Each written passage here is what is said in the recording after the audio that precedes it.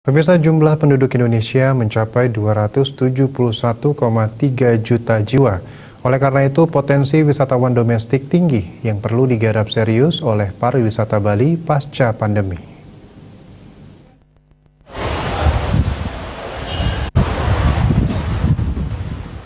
Terkait upaya menggarap wisatawan domestik, salah satu pelaku pariwisata Biro Perjalanan Wisata, Putu Ayu Astiti Saraswati mengakui potensi ini.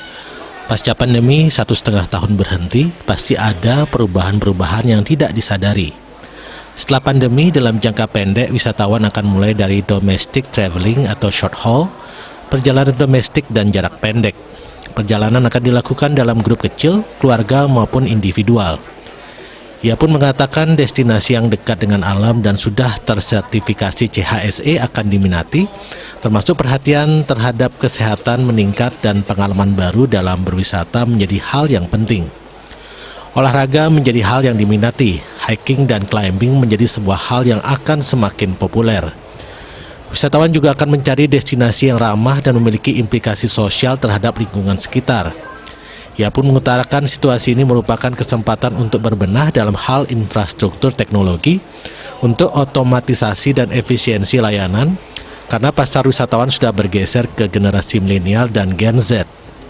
Tersedia kesempatan yang bisa digarap dengan melakukan inovasi dan membangun infrastruktur teknologi untuk otomatisasi dan efisiensi proses dengan tidak meninggalkan human interaction. Memasuki market baru dan menggali tempat-tempat wisata baru dan bekerja sama dengan industri kerajinan untuk mengembangkan wisata edukasi.